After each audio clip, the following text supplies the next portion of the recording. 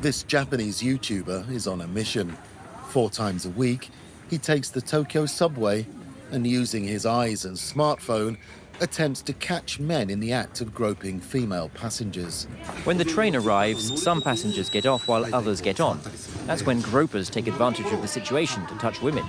Funaimu says this subway station is notorious as it's served by several lines. He waits, biding his time, and then he spots something. That guy looks suspicious. His movements are strange. He's rocking back and forth, and it seems like he's looking for something. We follow Funaimu from a discreet distance. He spots another person acting suspiciously. The man appears to be taking advantage of the pushing and shoving to grope a woman in a white skirt. The suspect ignores him and attempts to board the train again, but Funaimu isn't giving up. The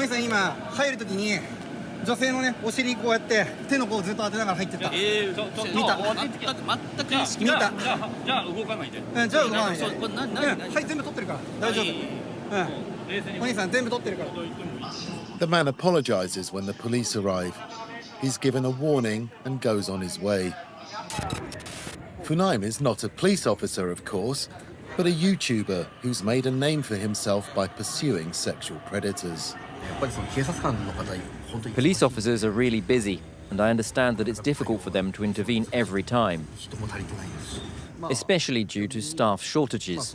So I give them my videos to use as evidence and raise awareness in society. Tokyo is the most populous metropolis in the world.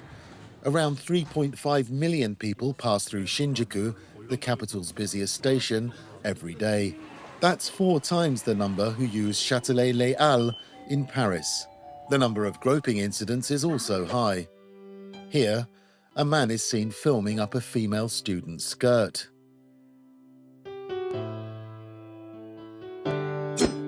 Another man dresses in women's clothing to avoid suspicion. About 800 people are arrested for groping, known as chikan, in Tokyo every year.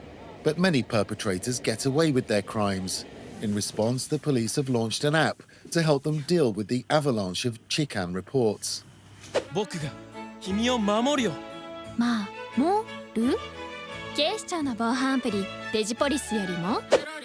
Digi Police, an online deterrent, has been downloaded 780,000 times. You just need to tap the screen to trigger a warning saying, "Stop, please." The app helps, but it's not a silver bullet. When a woman is sexually assaulted on a train, some say they are too scared to scream or too embarrassed to react. We developed this app to help them in these types of situations.